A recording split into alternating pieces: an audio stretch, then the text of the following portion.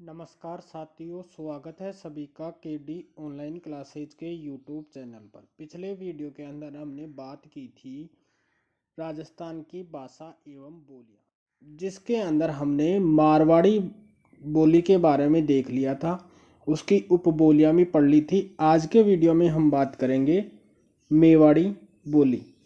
तो मेवाड़ी भाषा की बात करें तो इसका क्षेत्र है मेवाड़ क्षेत्र। मेवाड़ क्षेत्र के अंदर वर्तमान में उदयपुर, चित्तौड़, भीलवाड़ा और राजसमंद का क्षेत्र आता है। उदयपुर के ग्रामीण क्षेत्र में विशुद्ध रूप से मेवाड़ी भाषा बोली जाती है। जो शुद्ध रूप से या विशुद्ध रूप से शुद्ध बोली बोली जाती है मेवाड़ी, वो कहाँ बोली जाती है? उदयपुर के ग्रामीण क्षेत्र के अंदर। मेवाड़ी बोली का प्रथम उल्लेख जगत अंबिका का मंदिर शिलालेख में मिलता है। मेवाड़ी भाषा है उसका प्रथम उल्लेख मिलता है जगत अंबिका का मंदिर के शिलालेख के अंदर। महाराणा कुंभा की रचनाओं में तथा मेवाड़ के प्रसिद्ध संत चतुर सिंह बावजी के साहित्य में मेवाड़ी बोली का प्रयोग हुआ है। जो महाराणा कुंभा थे उनकी जो भी रचनाएं हैं उनके अंदर और संत चतुर सिंह बावजी की जो साहित्य की रचनाएं हैं उनके अंदर मेवाड़ प्रयोग हुआ है। कुम्भलगढ़ प्रशस्ति में मेवाड़ी भाषा का प्रयोग हुआ है। जो कुम्भलगढ़ प्रशस्ति है उसके अंदर भी किसका प्रयोग हुआ है? मेवाड़ी भाषा का। मेवाड़ी बोली में महू, नी और शब्द का प्रयोग अत्यधिक किया जाता है। किन किन शब्दों का अधिक प्रयोग होता है? महू, नी और ओ शब्द का प्रयोग सर्वाधिक होता है। कौन सी बोली के अंदर? मेवाड़ी बोली के अंदर। जो मेवाड़ी बोली है उसकी उपबोलियों की बात करते हैं तो पहली बोली है धावड़ी बोली, जो बोली जाती है उदयपुर के अंदर। आपसे पूछ लिया जाए कि उदयपुर के अंदर कौन सी बोली बोली जाती है? धावड़ी बोली। खैराड़ी बोली ये बोली जाती है भीलवाड़ा के अंदर। खैराड़ी बोली मारवाड़ी, ढूंढानी और हाड़ौती का मिश्रण है। इंपॉर्टेंट है। खैराड़ी बोली में किस किस का मिश्रण है? मारवाड़ी, ढूंढानी और हाड़ौती भाषा का मिश्रण है, जो कहाँ बोली जाती है? भीलवाड़ा के अंदर। ढूंढाड़ी बोली, तो ढूंढाड़ी प्राचीन नाम जयपुरी बोली या झाड़साई बोली।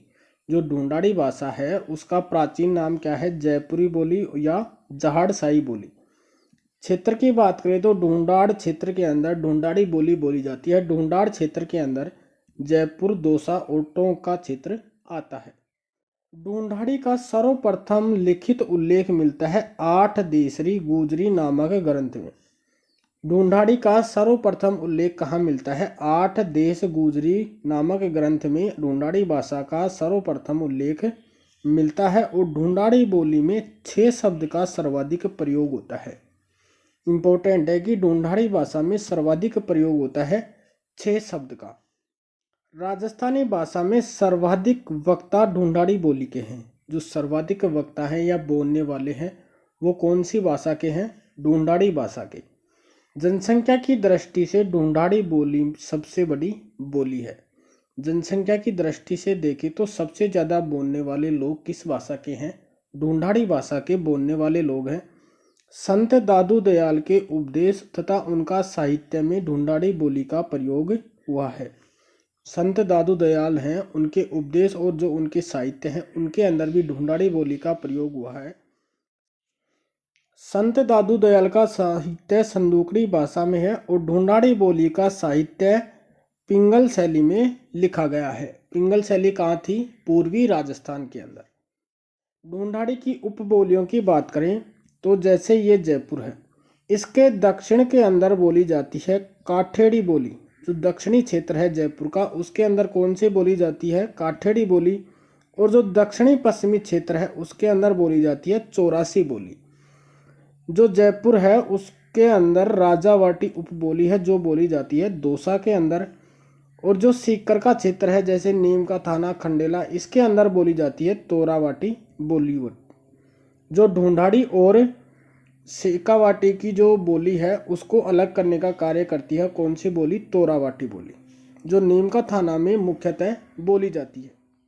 नागर चोल बोली बोली जाती है टोंक, सवाई माधोपुर के अंदर। किशनगढ़ी बोली जाती है अजमेर के अंदर। हाड़ौती बोली ढूंढाड़ी की उपबोली मानी जाती है। हाड़ौती बोली उच्चारण की दृष्टि से सबसे कठिन बोली मानी जाती है। जो हाड़ौती है वो उच्चारण की दृष्टि से सबसे कठिन बोली जाती है। और क्षेत्र की बात करें तो कोटा, बूंदी, बारा, झालावाड़, यानी जो हाड़ौती क्षेत्र है उसी के अंदर जो हाड़ौती बोली बोली जाती है। शुद्ध हाड़ौती बूंदी में बोली जाती है। शुद्ध रूप से या विशुद्ध रूप से हाड़ौती बोली बोली जाती है बूंदी के अंदर। हाड़ौती बोली का सर्वप्रथम उल्लेख 1875 में कैलांग द्वारा हिंदी व्याकरण ग्रंथ में किया गया। राजस्थान के राज्य कवि सूर्यमल मिश्रण की रचनाओं में हाड़ौती बोली का प्रयोग हुआ है। जो सूर्यमल मिश्रण है राजस्थान के राज्य कवि, उनकी जो रचनाएं हैं उनके अंदर भी हाड़ौती बोली का प्रयोग हुआ है। बूंदी के शासक बुद्ध सिंह की रचनाओं में हाड़ौती बोली का प्रयोग हुआ है। और बुद्ध सिंह की प्रमुख रचना है नेहितरंग।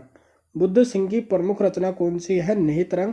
और इनके जो भी रचनाएं हैं बुद्ध सिंह की, उनके अंदर हाड़ौती बोली का प्रयोग हुआ है।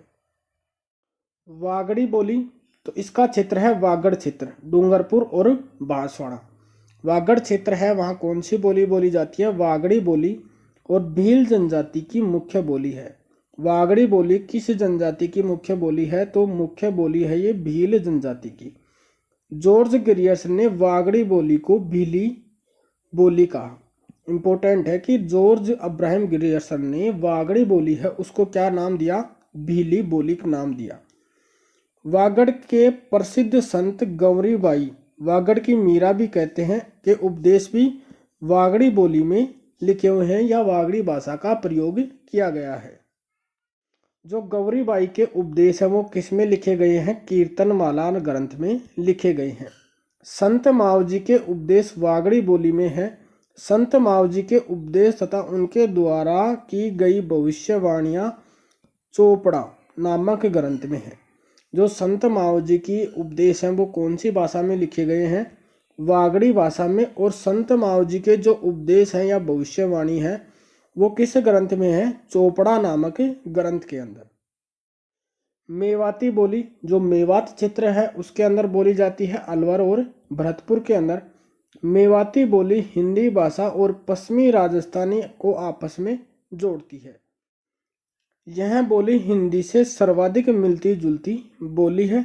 संत लालदास जी व संत चरणदास जी के उपदेश में उनका साहित्य मेवाती बोली में। इम्पोर्टेंट है कि लालदास जी और चरणदास जी के उपदेश किस बोली के अंदर हैं? तो वो है मेवाती बोली के अंदर।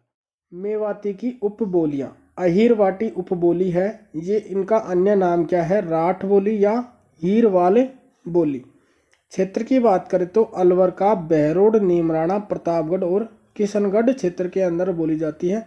जयपुर के कोटपुतली के आसपास, हरियाणा के गुरुगांव के आसपास और दिल्ली के आसपास कौन सी बोली बोली जाती है? तो ये बोली जाती है अहीरवाटी बोली। अलवर क्षेत्र के अली बख्शी ख्याल में अहीरवाटी बोली का प्रयोग हुआ है। इंपॉर्टेंट है कि अली बख्शी ख्याल के अंदर कौन सी बोली का प्रयोग हुआ है? तो अहीरवाटी बोली का प्रयोग हुआ है। जोधपुर के हमीर रासो ग्रंथ में अहीरवाटी का प्रयोग हुआ है। शंकर राव के भीम विलास महाकाव्य में अहीरवाटी बोली का प्रयोग हुआ है। अहीरवाटी बोली हरियाणा की बागरू तथा मेवाती को आपस में जोड़ती है। खड़ी मेवाती उपबोली, बयाना मेवाती उपबोली को कठोरी मेवाती उपबोली, ये बोली जाती है अलवर भरतपुर के अंदर। व्रज भाषा, इसका क्षेत्र है उत्तर प्रदेश के मथुरा से और भरतपुर धौलपुर के अंदर यह मुख्यतः, राजस्थान के भरतपुर धौलपुर के अंदर यह मुख्यतः बोली जाती है। हिंदी साहित्य की मुख्य भाषा है। बिहारी सतसई, सूरदास साहित्य लिखा लहरी और सूरसागर, कवि वृद्ध, धनानंद, सुजान हित तथा रस खान के साहित्य में व्रज भाषा का प्रयोग हुआ है। इंपॉर्टेंट है कि बिहारी के तो बिहारी सतसई में, सूरदास के लहरी और सूरसागर में, कवि वृद्ध धनानंद के सुजान हित में और रस खान के साहित्य में व्रज भाषा का प्रयोग हुआ है। व्रज की उपबोलियां हैं केंद्रीय व्रज, शिकारवाड़ी बोली, जादोवाटी बोली जो करौली में मुख्यतः बोली जाती है। जगरोटी ये बोली जाती है करौली के अंदर। इंपॉर्टेंट है कि जगरोटी बोली कहाँ बोली जाती है? करौली के अंदर। मालवी बोली प्राचीन नाम है आवती बोली, क्षेत्र है मंदसौर, रतलाम, मुरैना, झाबुआ एमपी के अंदर, और राजस्थान में बोली जाती है झालावाड़, प्रतापगढ़ के अंदर। झालावाड़ को राजस्थान का मालवा कहा जाता है। चंद्रसकी में नटनागर के साहित्य में मालवी बोली का प्रयोग हुआ है। जो चंद्रसकी और नटनागर का साहित्य है उसके अंदर भी मालवी बोली का प्रयोग हुआ है। चंद्रसकी को मालवा की मीरा कहा जाता है। चंद्रसकी है उसको मालवा की मीरा कहा जाता है। मालवी की उपबोलियां हैं रागड़ी बोली जो मुख्यतः बोली जाती है झालावाड़ के अंदर। यह बोली मालवी और मारवाड़ी का मिश्रित रूप है और यह एक कर्कश बोली के रूप में बोली जाती है। इंपॉर्टेंट है कि कर्कश बोली है कौन सी है? रागड़ी बोली जो मालवी की उपबोली है। निमाड़ी बोली बोली जाती है झालावाड़ के अंदर। इस बोली को दक्षिणी राजस्थानी कहा जाता है। मालवी की अन्य बोलियां हैं उमठवाड़ी, रतलामी बोली, मंदसौरी बोली, पाटवी बोली और सोडनी बोली। इसी के साथ हमारा भाषा एवं बोलियों वाला टॉपिक कंप्लीट होता है। धन्यवाद दोस्तों, जय हिंद।